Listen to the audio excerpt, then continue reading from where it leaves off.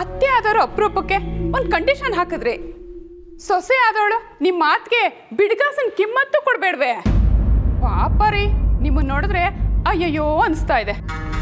ದಿವ್ಯಾ, ಹಾಲ್ಗೆ ನೀರು ಹಾಕೋರ್ಗೆ ಹಾಲು ಮಾರೋರು ಅಂತಾರೆ, ಹಾಲ್ಗೆ ಉಳಿ ಹಿಂಡೋರ್ನ ಏನಂತಾರೆ? ಒಂದ್ಸಲಿ ಗೂಗಲ್ ಚೆಕ್ ಮಾಡೆ.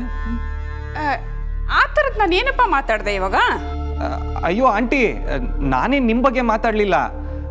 ಪಂಪ್ಕಿನ್ ಕಳ್ಳಿ ಅಂದರೆ ಎಗ್ಲಾಕ್ ಮುಟ್ಟು ನೋಡ್ಕೊತೀರಾ ಆಂಟಿ? ಹಲೋ, ನನಗೂ ಎಲ್ಲ ಅರ್ಥ ಆಗತ್ತೆ ಅಪ್ಪ.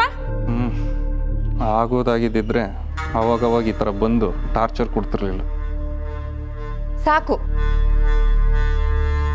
ಸುಮಂತ್, ಹೋಗಿ ಅದಿತಿನ ಕರಿ, ಅವಳೇ ಬಡಿಸ್ಲಿ.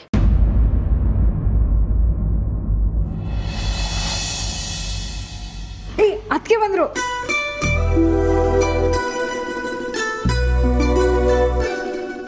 ಕೈಕಾಲು ತೊಳ್ಕೊಂಡು ಊಟಕ್ಕೆ ಬಡಿಸ್ತೀನತ್ತೆ. ಬೇಕಾಗಿಲ್ಲ, 1:15 ಮುಂಚೆ ಬರಕ್ಕೆ ಹೇಳಿದ್ದೆ ನಿನಗೆ. ಅಲ್ವೇ ರುಕ್ಕು, ಈಗಿನ್ನೂ 1:35. ಪ್ರತಿಭಾ 5 ನಿಮಿಷ ತಡವಾ ಬಂದೇಳ ಅಷ್ಟೇ. 5 ನಿಮಿಷನೋ 5 ಸೆಕೆಂಡೋ, ಒಟ್ಟಿನಲ್ಲಿ ಕೊಟ್ಟು ಮಾತನ್ನ ಉಳಿಸ್ಕೊಳ್ಳಿಲ್ಲ. ಮದುವೆಗೂ ಮುಂಚೆ ಕೆಲ್ಸಕ್ಕೆ ಹೋಗಲ್ಲ, ಸಂಸಾರ ಜವಾಬ್ದಾರಿನ ನಿಭಾಯಿಸ್ತೀನಿ ಅಂತ ಮಾತು ಕೊಟ್ಲು, ಅದನ್ನು ಮುರಿದ್ಲು. ಪತ್ತೇದಾರಿ ಕೆಲ್ಸಕ್ಕೆ ಹೋಗ್ತೀನಿ ಅಂದಾಗ ಮನೆ ಕೆಲಸಕ್ಕೆ ಧಕ್ಕೆ ಬರದೇ ಇರೋ ಹೋಗಿ ನೋಡ್ಕೋತೀನಿ ಅಂದ್ಲು. ಆ ಮಾತನ್ನ ಉಳಿಸ್ಕೊಳ್ಳೋದು ಅಷ್ಟರಲ್ಲೇ ಇದೆ. ಒಟ್ಟಿನಲ್ಲಿ ಇವಳಿಗೆ ಮನೆ ಸಂಸಾರಕ್ಕಿಂತ ಪತ್ತೇದಾರಿ ಶೋಕಿನೇ ಜಾಸ್ತಿ ಆದಂಗಿದೆ. ಹಾಗೆಲ್ಲ ಏನೂ ಇಲ್ಲ ಅತ್ತೆ. ಕೆಲಸ ಮಾಡ್ತಾ ಮಾಡ್ತಾ ಟೈಮ್ ಹೋಗಿದ್ದು ಗೊತ್ತಾಗಲಿಲ್ಲ.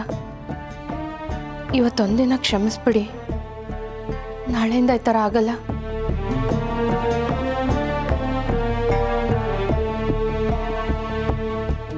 ಅಲ್ವೇ ರುಕ್ಕು, ಆ ಹುಡುಗಿ ಅಷ್ಟೊಂದು ಅಂಗಲಾಚಿ ಬೇಡ್ಕೋತಾ ಇದ್ದಾಳೆ, ಒಪ್ಕೋಬಾರ್ದ?